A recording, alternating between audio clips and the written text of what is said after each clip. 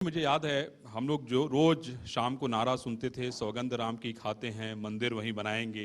विपक्षी उसको तुरंत लपक लेता था हैं और कहता था कि भाई सौगंध तो तुम रोज खा रहे हो, कब बनाओगे ये बताओ। हैं मुझे तो कोई उम्मीद नहीं थी कि नहीं हम लोग जब तक जिंदा रहेंगे तब तक शायद मंदिर बनते हुए देखे देंगे, क्योंकि इतनी सारी पेचीदगी थी उसमें, कोर्ट में इतने सारे मुकदमे थे, ये सब कुछ इतना आसान था नहीं। आलोक जी, ये जी वास्तव में ये आसान नहीं था। जी और इसका सबसे दुर्भाग्यपूर्ण पक्ष ये है कि इन 75 सालों में हम विदेशी सत्ता से नहीं लड़ रहे थे, जी हम मुगलों से और अंग्रेजों से नहीं लड़ रहे थे। इन 75 सालों में हम अपनी ही चुनी हुई सरकारों से लड़ रहे थे। नरसिम्हा राव जी ने एक पुस्तक लिखी है अयोध्या, जी प्रधानमंत्री थे। उन्होंने लिखा कि जब 1949 में वहां मूर्तियां प्रकट हुई, कुछ मुसलमान प्रधानमंत्री जी के पास गए, शिकायत की और प्रधानमंत्री जी ने उत्तर प्रदेश सरकार से रिपोर्ट नहीं मांगी, जानकारी नहीं मांगी, आदेश दिया कि मूर्तियों को वहां से बाहर हटवा दो। मुख्यमंत्री ने भी यह आदेश आगे भेज दिया और कहा कि मूर्तियां हटवा दो, आवश्यकता पड़े तो बल प्रयोग करो। ऐसा अहंकार, वहां के कमिश्नर ने उनकी सलाह मानने से इनकार कर दिया और अपने पत्र में लिखा, वो पत्र भी नरसिम्हा राव जी ने छापा है, जिसमें कहा कि गोली चलाए बगैर जी और अनेक लोगों को मारे बगैर ये मूर्तियां हटाई नहीं जा सकती। मैं इस आदेश को उचित नहीं मानता, आप पुनर्विचार करें और पुनर्विचार करके भी अगर आप चाहते हैं कि मूर्तियां हटाई जाएं तो किसी और ऑफिसर को नियुक्त करें, मैं त्याग पत्र देता हूं। इस स्थिति में से आगे बढ़े। जब यह सूचना हुई कि मैं पक्षी को भी पर नहीं मारने दूंगा, जी ट्रेन्स को टर्मिनेट किया लखनऊ पे, राजमार्गों के बीच में खाई खोद के पानी भर दिया। अपनी ही सरकार से लड़ रहे थे।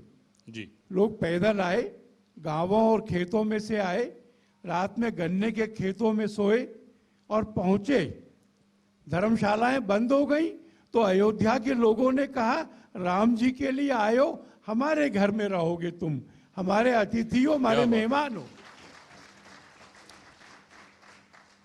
और अगले दिन सवेरे सारे मीडिया ने 7 बजे सर्वे किया और कहा अयोध्या सुनिए, सरकार जीत गई। 8 बजे कहा अयोध्या सुनिए, सरकार जीत गई।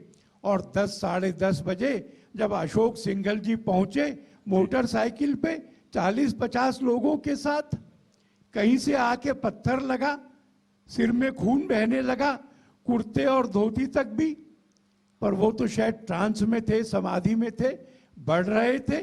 तो अयोध्या की सब गलियां भर गई थी, राम जी के नारे गूंज रहे थे और लोग आगे गए। गोली चली, किसी के भी पीठ में गोली नहीं लगी। क्या बात है, लोगों ने सीने पे गोलियां खाई हैं। और 1992 में जी जब पुलिस ने 1990 में ही जब ज्यादती करने शुरू की तो पुलिस कमिश्नर की पत्नी, वहां के आईपीएस और आईएएस ऑफिसर्स की पत्नी, उन्होंने सड़कों पर मार्च निकाला और कमिश्नर के घर में जाकर के कमिश्नर को ऑफिस में घेर कर पूछा कि ये गोलियां किसके आदेश से और क्यों चल रही हैं। पर मुझे संतोष है और मैं कहना चाहता हूं कि इस बार मुझे पता नहीं कि 22 जनवरी को ज्यादा भीड़ जमीन पर होगी या आकाश में होगी। क्या बात है, मतलब आप ये कहना चाहते हैं कौन से देवता हैं जी जो अपने रथ पर वहां आकर के ये दृश्य नहीं देखना चाहेंगे।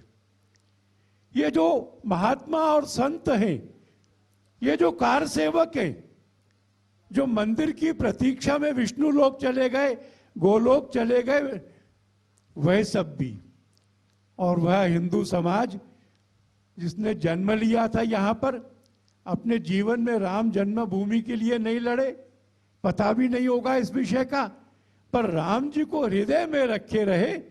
मैं समझता हूं कि ये कार्यक्रम केवल सारी धरती का नहीं होगा, ये अखिल ब्रह्मांड का कार्यक्रम होगा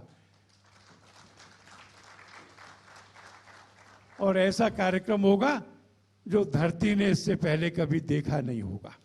आलोक जी ने इतनी बातें कर दी, आदमी भावुक हो गया है।